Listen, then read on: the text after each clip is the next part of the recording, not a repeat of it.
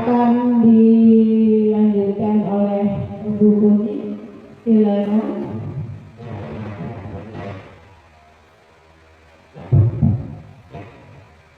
Terima kasih atas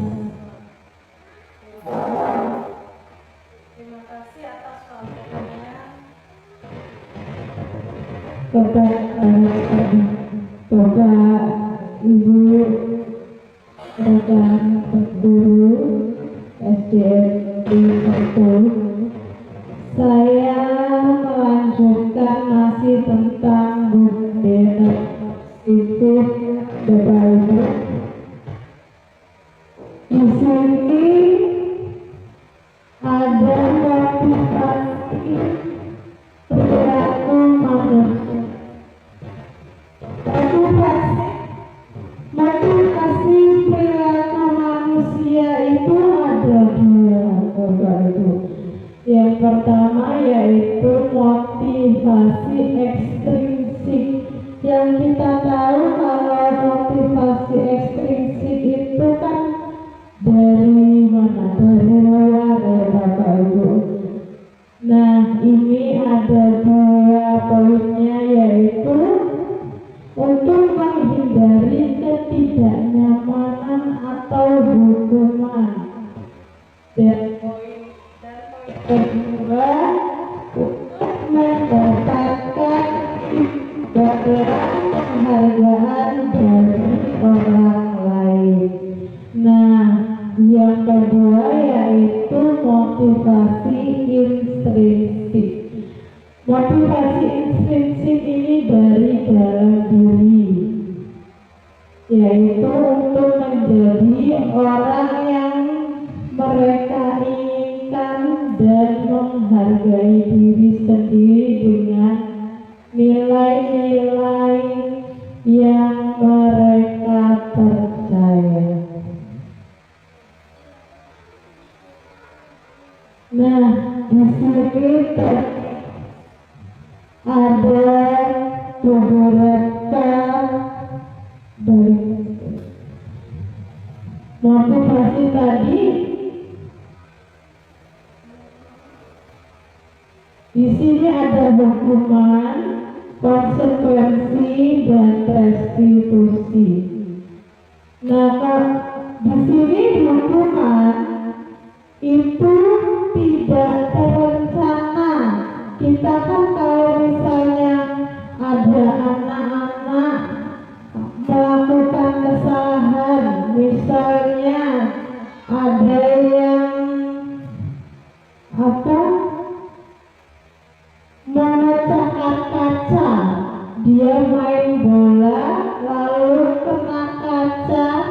Nah, itu kita memberikan hukuman. Benar atau tidak Bapak Ibu? Terkadang kita memberikan hukuman, tapi kan kalau hukuman itu tiba-tiba, ya Bapak Ibu, jadi tidak terencana. Kalau hukuman, murid tidak tahu apa yang akan terjadi atau tidak dilibatkan, bersifat satu arah, berupa hukuman fisik dan psikis. Kadang-kadang kita nih kalau misalnya karena kita mungkin belum memahami ya Bapak Ibu, bahwa hukuman itu sebenarnya tidak boleh kita lakukan kepada anak-anak. Nah, kadang kita tidak sadar bahwa kita itu memberikan hukuman kepada mereka.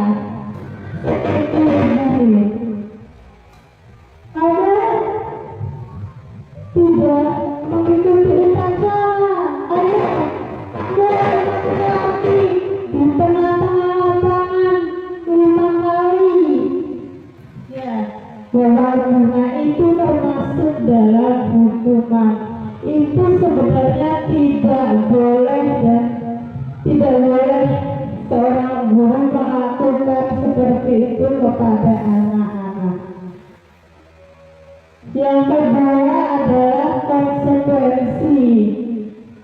Kalau konsekuensi ini terencana dan disepakati, misalnya itu kita buat tata tertib. Nah, tata tertib itu kan kita sudah rencanakan ya Bapak Ibu, sudah ada ya. Nah,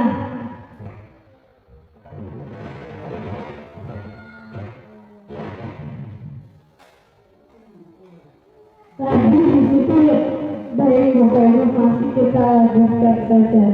Rencana tadi sudah disepakati kalau konsekuensi itu, karena kita sudah buat peraturan, itu masuk ke dalam konsekuensi.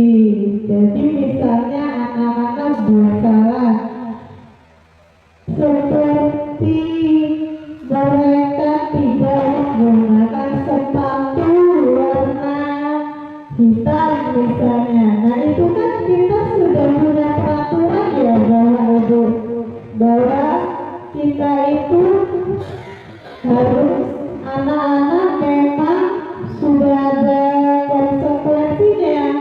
Kalau memang di sekolah itu harus menggunakan sepatu berwarna hitam. Nah itu masuk ke dalam konsekuensi. Nah selanjutnya murid tetap dibuat tidak nyaman. Lalu sikap guru selalu memonitor murid.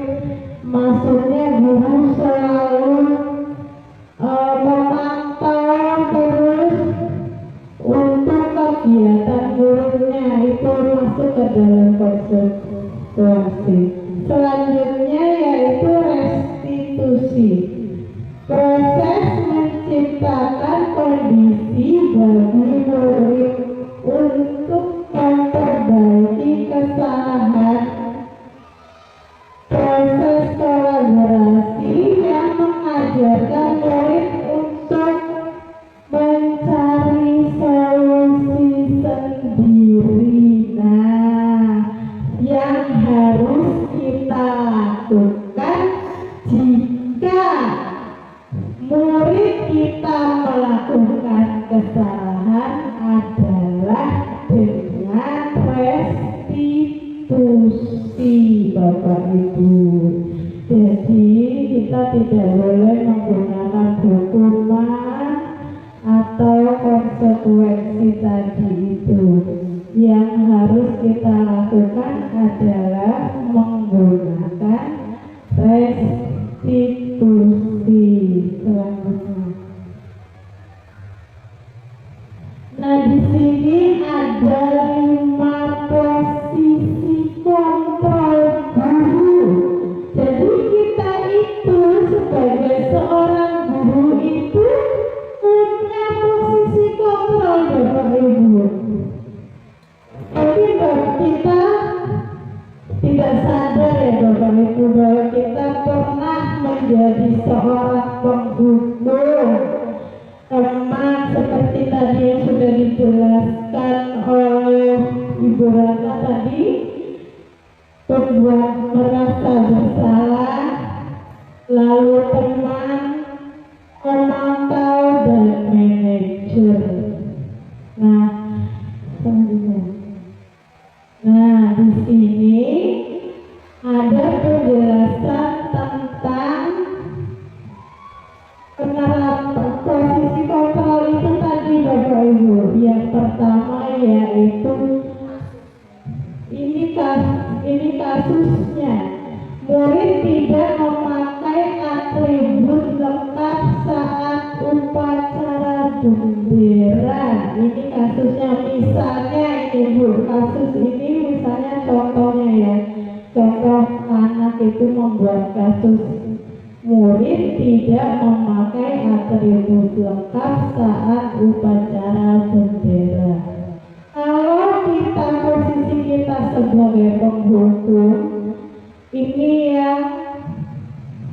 dilakukan oleh kita biasanya begitu Bapak Ibu. Tapi mudah-mudahan kita nanti setelah mengetahui budaya positif ini, 5 posisi gagaran ini, mudah-mudahan nanti kita bisa berubah. Nah, kalau kita di posisi penghukum, pasti kita akan melakukan akan memerintahkan murid kita itu untuk hormat pada bendera selama 1 jam, atau mungkin kadang suruh maju ke depan selama sampai upacara selesai. Ya, nah itu penghukum namanya. Nah, ini ada lagi contoh pembuat merasa bersalah. Nah, ini tadi sudah sedikit disinggung oleh Bu Ratna ya. Ini yang kita lakukan biasanya berapa kali? Kita biasanya ngomong sama anak-anak begini, berapa kali ibu harus memberitahu kamu selalu saja mengecewakan ibu. Nah, itu kan terus mereka merasa bersalah. Ya, nah itu namanya pembuat. Itu contoh dari bahasa kita yang pakai, yang membuat mereka itu merasa bersalah nantinya. Lalu tadi ada teman. Nah, ini dari bahasanya begini. Biasanya kalau kita posisi kita di posisi teman ya Bapak Ibu, ayo dong ikuti aturan sekolah, tolong bantu ibu ya sekali ini. Ya sudah, tidak apa-apa, lain kali jangan berbuat seperti ini lagi ya. Jadi kita kadang tidak ini yang tidak kita rasa biasanya ya, ini pakai bahasa mereka, ayo begitu kan, itu pakai bahasa mereka ya Bapak Ibu. Ini termasuk posisi teman ya, posisi kontrol sebagai teman. Lalu ada lagi sisi kontrol kita sebagai penonton. Ini contohnya, kamu sudah melanggar peraturan sekolah, kamu tahu konsekuensinya. Setelah upacara kamu beli atributnya ke koperasi dan jangan diulangi lagi ya. Nah, ini maksudnya dari pemantau. Biasanya kita juga ya ngomong seperti ini gitu, tapi kita tidak tahu bahwa posisi baterai kita sebagai pemantau. Selanjutnya, nah ini manajer yang terakhir ya Bapak Ibu. Apakah kamu tahu kesalahanmu? Kira-kira bagaimana kamu memperbaiki kesalahanmu? Nah, ini bagaimana Bapak Ibu? Ini kita tanya dulu kepada anak-anak. Misalnya ada anak-anak yang melakukan kesalahan nih, seperti tadi murid tidak memakai atribut nih, kita tanya dulu nih sama anak itu, murid kita itu yang tadi tidak memakai atribut lengkap. Nah, kenapa sih kamu tidak memakai atribut lengkap?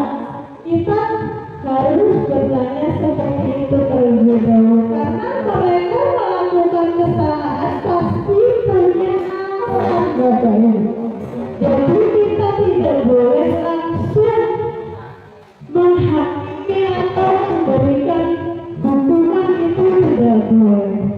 begitu.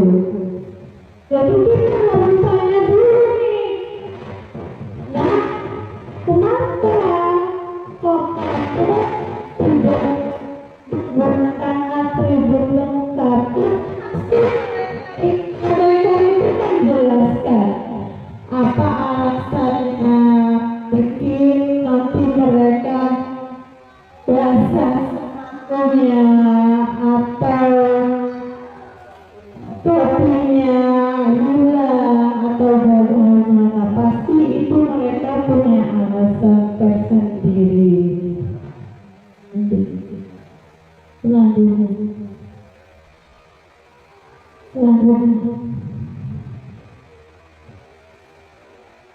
Nah, sekarang saya ingin tanya posisi kontrak apa?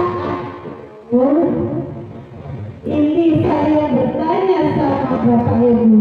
Coba Bapak Ibu tolong jelaskan. Tadi saya sudah menjelaskan posisi kontrak ya. Nah, sekarang saya mau tanya nih kepada Bapak Ibu. Yang ini kata-kata ini kira-kira kasus kontrak kita itu sebagai apa ya? Saya kecewa sekali dengan kira-kira ini apa kira-kira? Nah, saya ingin Bapak Ibu mungkin dari saya tadi yang mana kira-kira Bapak Ibu boleh menyampaikan apa yang Bapak Ibu tak di penjelasan saya tadi.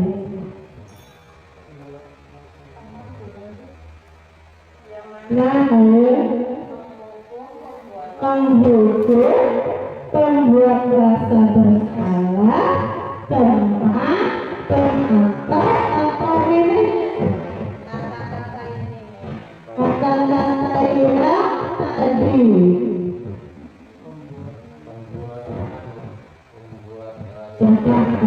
Lalu bisa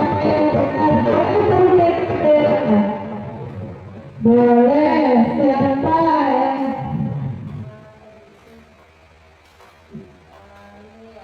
yang nah ini saya kecewa sekali dengan kamu. Coba ayo saya apa ini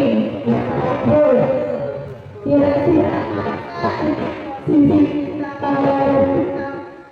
kalau seperti ini apa merasa bisa kita cek. Oke, iya betul sekali Pak Ayu. Tepuk tangan dulu Pak Ibu. Ayo selanjutnya saya masih ada lagi Bapak Ibu. Kita lanjutkan pemahaman Ibu tadi tentang penjelasan saya dan Ibu Ratna tadi. Yang ini kamu tidak pernah benar-benar melakukannya. Coba yang mana nih? Posisi kontrak kita teman, pembuat merasa bersalah, manajer, pemantau, atau pengurus. Kamu tidak pernah benar-benar melakukannya. Coba, ayo kita cek pemantau. Benar. Ternyata ya ini termasuk terbukti karena kita langsung ngomong ya. Kamu tuh salah. Kamu tuh tidak pernah mendengar itu gitu. Itu langsung ya, itu namanya penghukum.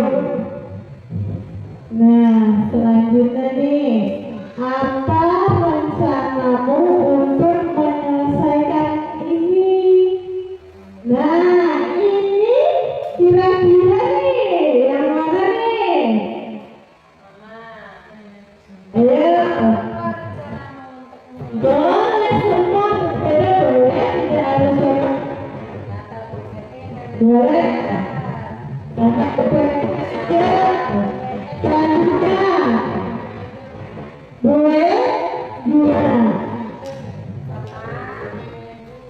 Teman, kemudian merasa bersalah, penghukum, manajer, atau mental,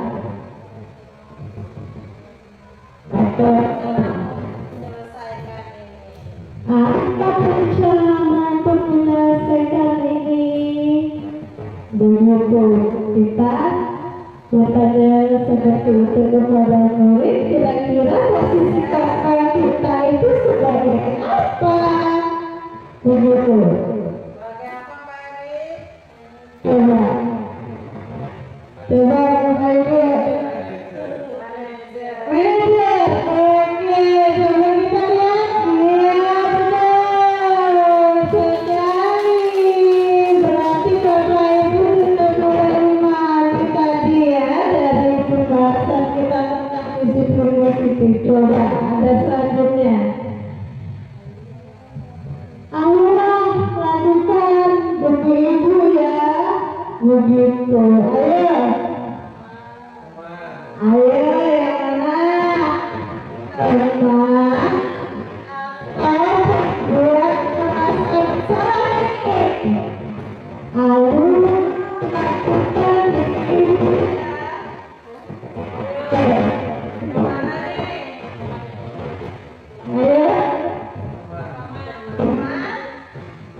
Iya. Karena dia bahasa ayo kan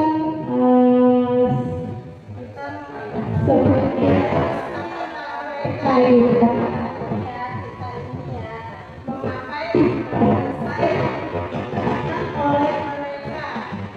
kalau teman. Nah ini ada lagi, kamu tidak pernah mendapatkan nilai jika tidak mengerjakan tugas. Nah, mulai ini kayaknya, tapi benar lagi dari kita lihat, coba. Ayo siapa nih yang mau selain pemantau? Apa gue? Ayo. Ini pakai buku. Sebagai apa?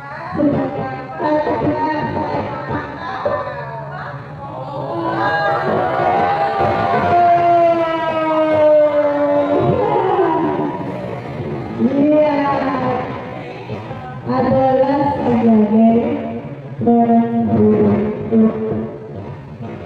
Kan dia langsung menghukum ya. Yakin kamu ini kamu nanti gak dapat nilai dari pengawasan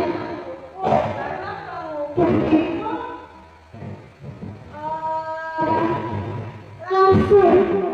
Kan tadi saya edukasikan penghukum itu secara tiba-tiba atau secara langsung.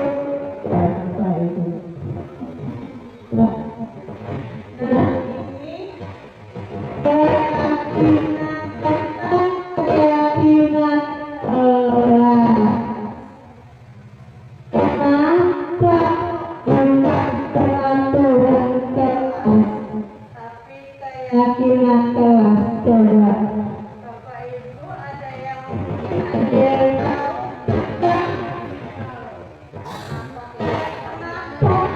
kelas,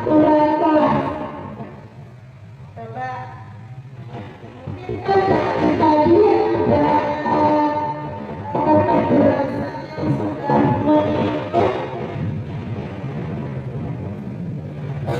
Coba Bapak Ibu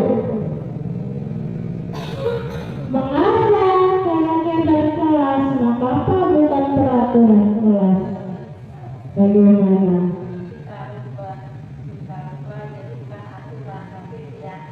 Nah, kita itu sekarang sudah membuat peraturan kelas, nama namanya keyakinan kelas. Kenapa?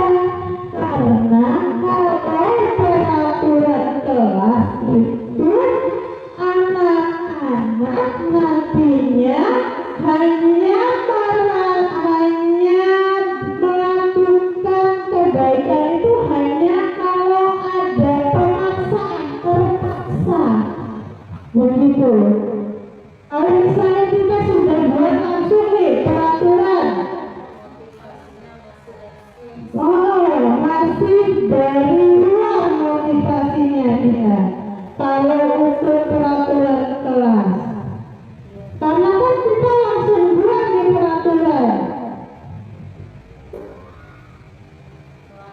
melakukan hal yang baik itu kan harus dari diri. Nah, kalau keyakinan kelas ini kita itu untuk membuat kesepakatan bersama anak-anak. Yang namanya keyakinan kelas ini kita harus sepakati dulu dengan anak-anak. Jadi mereka itu maunya kelasnya itu seperti apa, kita itu harus tanya dulu.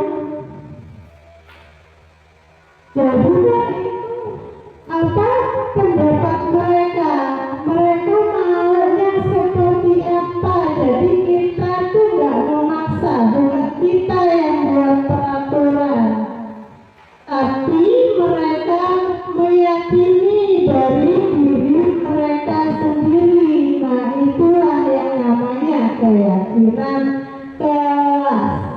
Mereka buat sesuai keinginan mereka sendiri.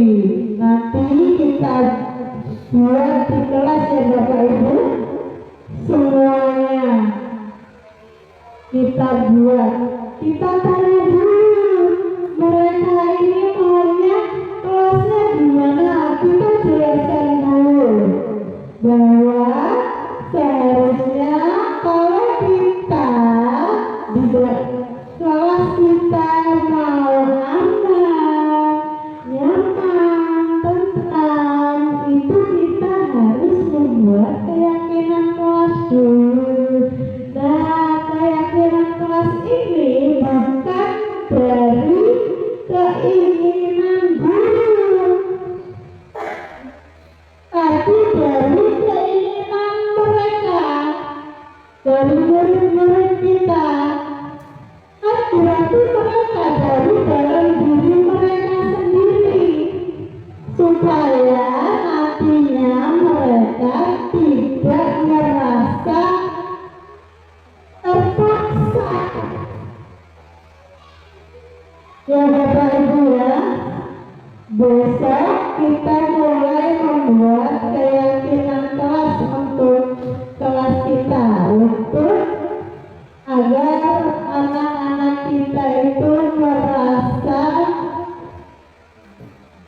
bahwa keyakinan kelas itu buat mereka tidak mereka sendiri.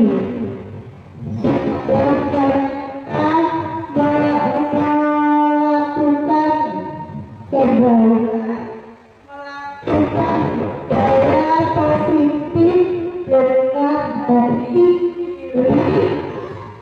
Mereka sendiri.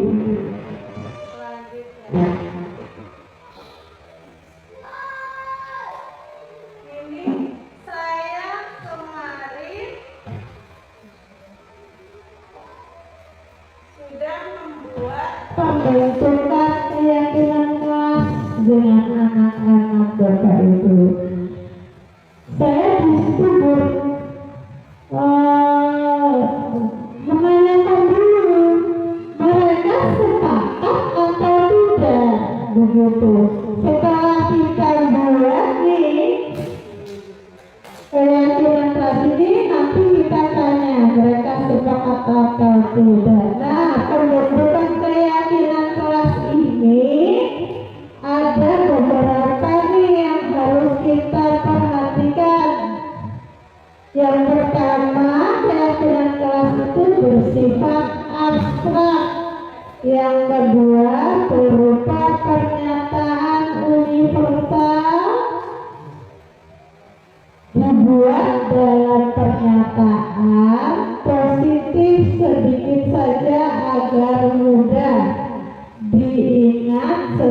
sesuai dengan kondisi kelas dan sekolah mudah diterapkan semua warga sekolah atau warga kelas dilibatkan saat membuat keyakinan kelas, karena keyakinan kelas memang harus disepakati oleh anggota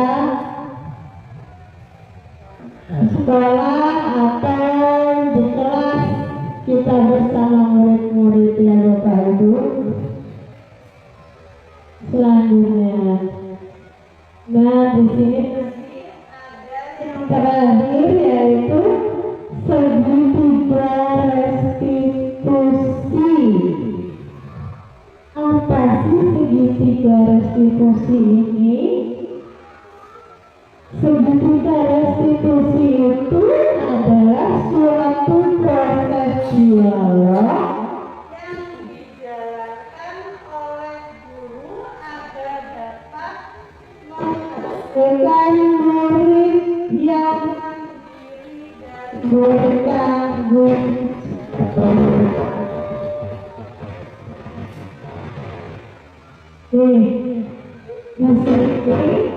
Kalau misalnya murid kita ada yang membuat kesalahan, begitu ya Bapak Ibu.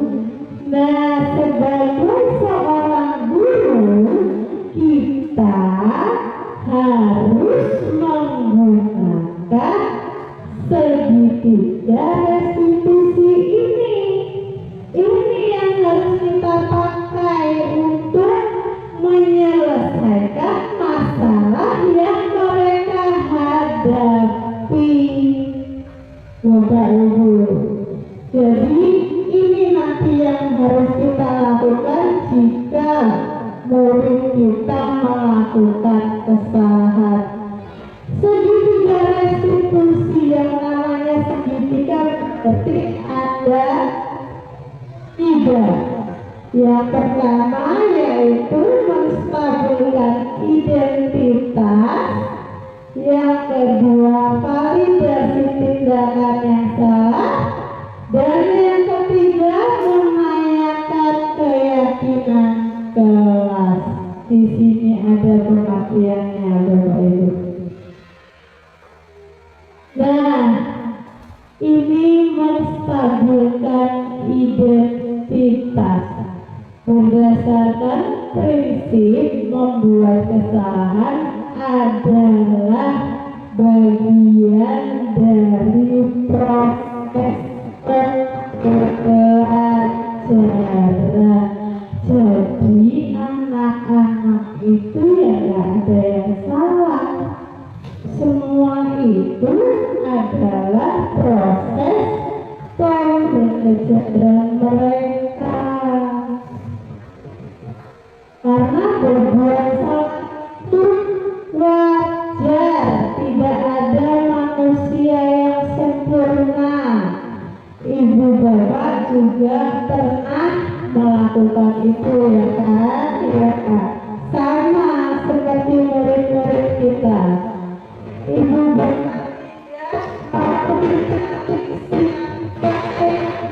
salah, tapi beberapa mencari solusi dari permasalahan ini. Kamu berhak merasa begitu. Jadi ini nanti maksudnya misalnya murid kita yang melakukan kesalahan atau berbuat salah, ini maksud dari menstabilkan identitas itu ini yang harus kita ucapkan kepada anak-anak nanti kalau ada yang melakukan bersalah. Kita bilang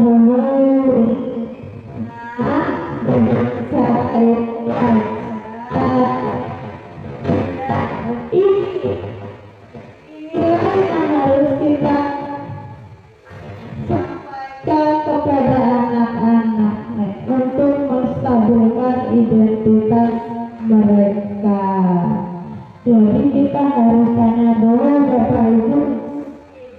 boleh langsung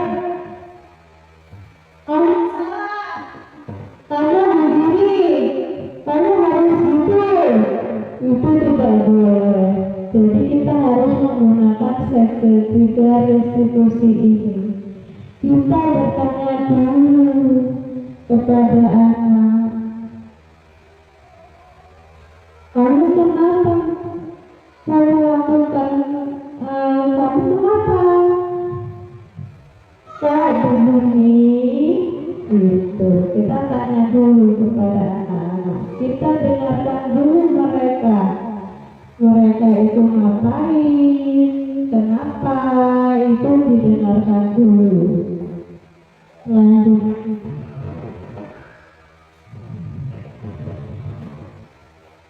Nah, menanyakan keyakinan kelas berdasarkan kontrol bahwa pada dasarnya kita termotivasi secara instinktif.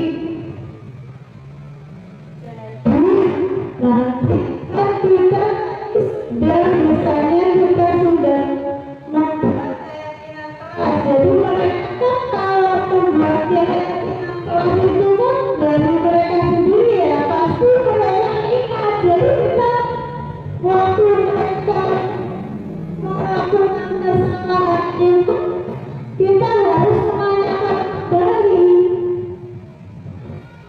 apa keyakinan kelas kita gitu. Nilai-nilai apa yang telah disepakati bersama, seperti apa gambaran sebuah kelas yang ideal menurut kamu. Kamu ingin menjadi orang yang seperti apa? Ini yang harus kita tanyakan ketika kita membuat keyakinan kelas. Nah, ini untuk menanyakan keyakinan selanjutnya.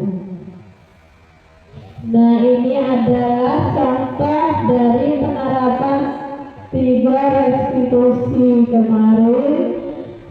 Saya dan Ibu Ratna sudah melakukan segitiga restitusi bersama karena ada beberapa anak yang mengalami kasus yang berbeda. Ini contohnya, contoh penerapannya. Kita panggil dulu anak itu, jangan kita langsung dan begitu semua temannya tahu. Tidak, kita panggil ke anak yang bersangkutan. Boleh kita lakukan segitiga restitusi kepada mereka.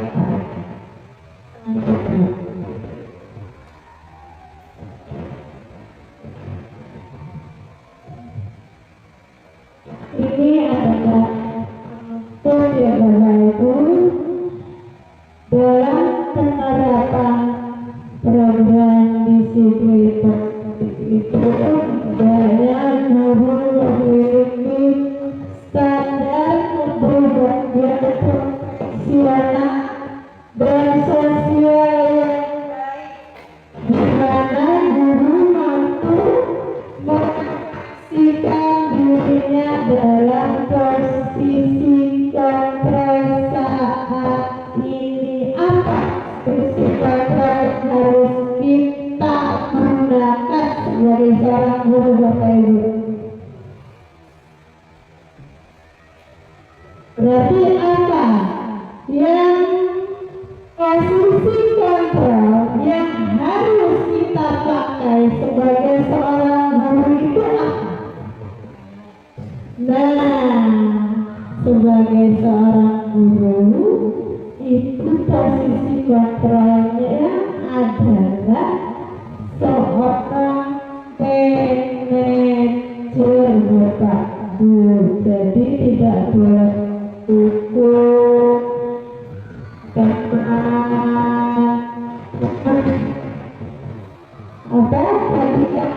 tadi itu kita tidak pakai sebagai seorang guru kita itu menggunakan manajer atau among, yaitu menuntut murid-muridnya menjadi insan yang mandiri, merdeka dan bertanggung jawab sesuai dengan standar pendidikan nasional.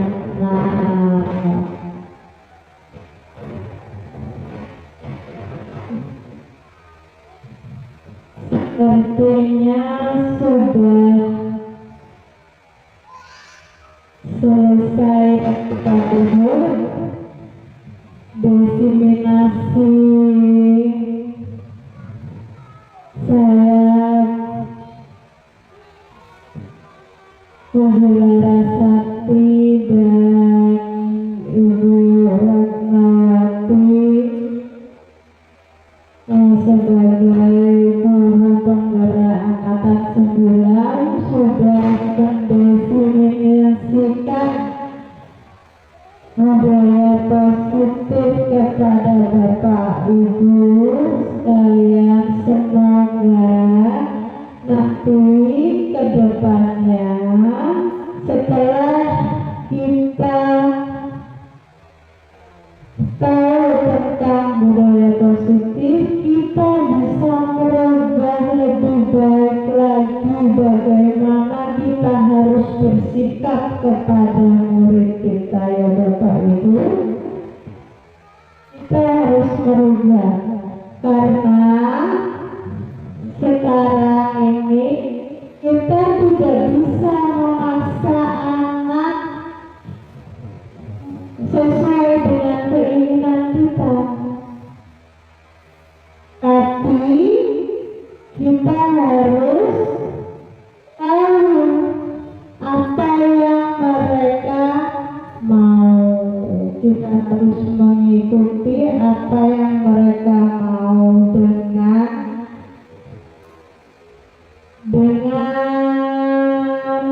satu. Terus tapi tidak semua apa yang mereka lakukan salah pun kita biarkan, tidak. Kalau salah ya kita menggunakan segitiga restitusi tadi, ya Bapak Ibu.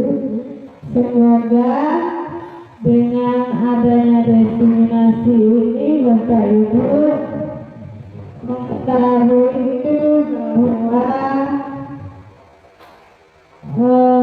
bagaimana kita bersikap kepada murid nantinya. Ya seperti itu, kita harus menjadi posisi kontrol, jadi seorang manajer. Karena yang namanya budaya positif, budaya berarti kan kebiasaan, Bapak Ibu, ya kan? Kebiasaan itu tidak langsung harus hari ini jadi harus berubah, tidak. Yang namanya kebiasaan itu kan berkelanjutan. Jadi kita tidak boleh untuk anak langsung kamu besok harus begini, enggak. Jadi kalau anak-anak SD, anak-anak usia SD sebenarnya dia masih dalam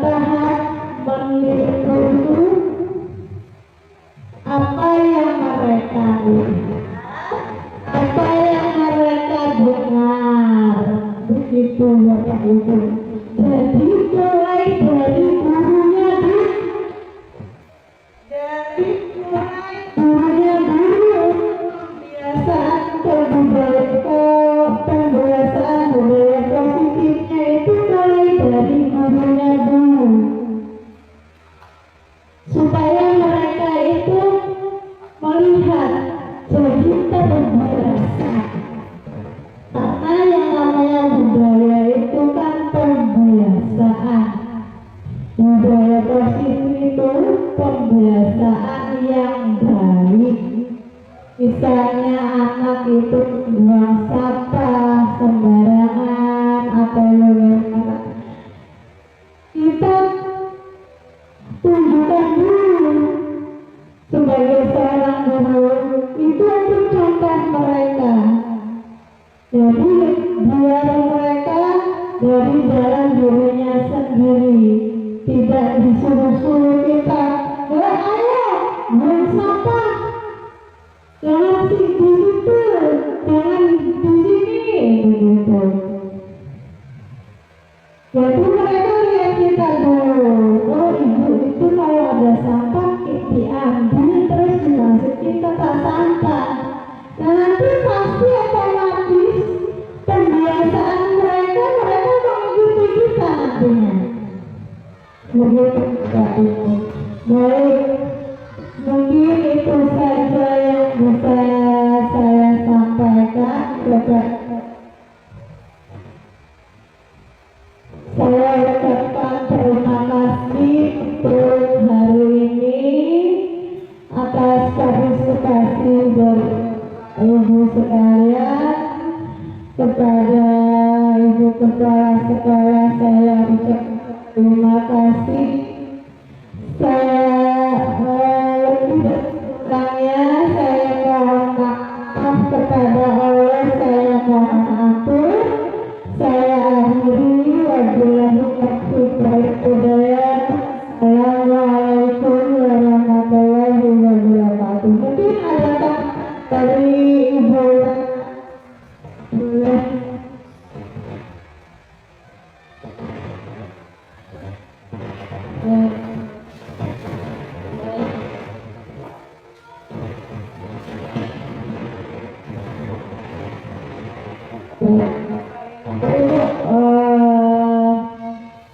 Adalah destinasi budaya positif yang sudah kami dapatkan kemarin di pendidikan guru penggerak, dan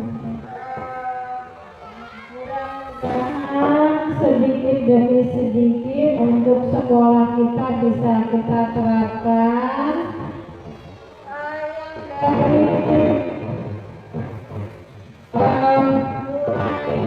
Dari diri kita,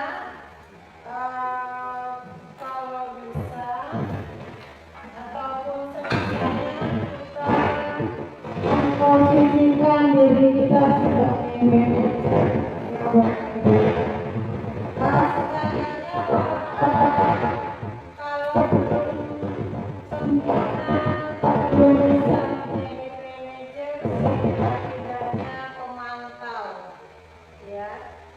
Hindari sekali memposisikan diri kita sebagai seorang pemimpin, ya, sebagai seorang teman juga boleh, bisa, ya. Tetapi kalau kita memposisikan diri kita sebagai teman, biasanya itu mempunyai efek buruk juga terhadap anak. Gitu. Kalau kita selalu memposisikan diri kita sebagai teman, biasanya anak itu hanya nurut sama kita, tapi tidak menurut yang lain. Itu salah satu dampaknya. Kemudian kadang-kadang anak itu kalau kita selalu memposisikan diri kita sebagai teman, itu akan berkurang gitu. Jadi kalau yang sebagai teman itu kita sebagai guru sepatutnya memposisikan diri kita itu sebagai manajer. Kemudian untuk keyakinan kelas, ini sedikit demi sedikit dari kelas kita dulu. Kalau kelas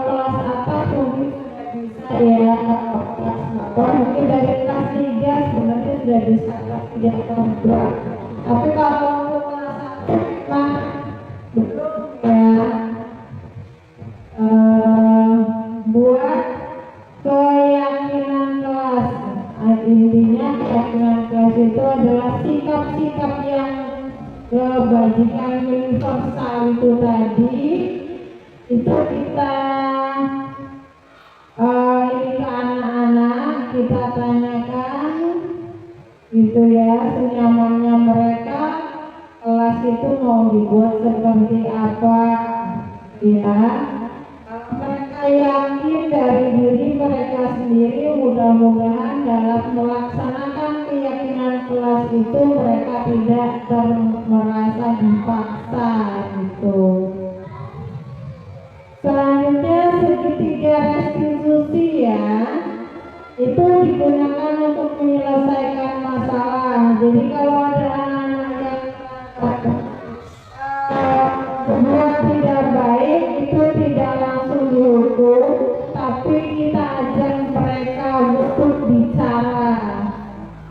Tanyakan kenapa mereka melakukan itu, kemudian kita stabilkan identitas mereka. Jangan membuat mereka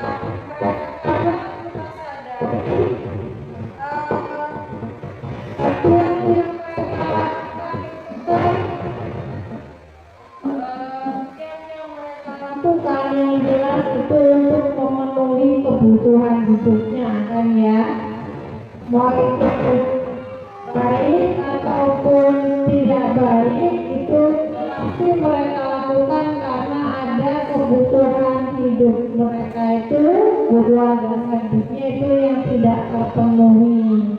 Nah itu yang perlu kita cari tahu, bahwa manusia itu wajar kalau salah itu wajar. Kita tanyakan penyebabnya, kemudian kita tanyakan juga jalan keluar yang mereka mau itu seperti apa. Nah itulah segitiga restitusi ya Bapak Ibu ya.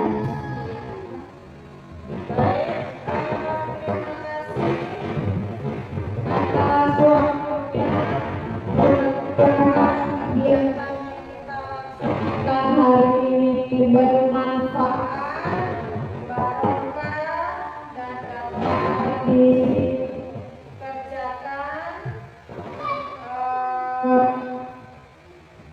kemudian menjadi amal baik untuk kita semua. Saya mohon maaf apabila ada perkataan kami yang salah ya, karena kami berdua. Saya akhiri. Ya, wassalamualaikum warahmatullahi wabarakatuh.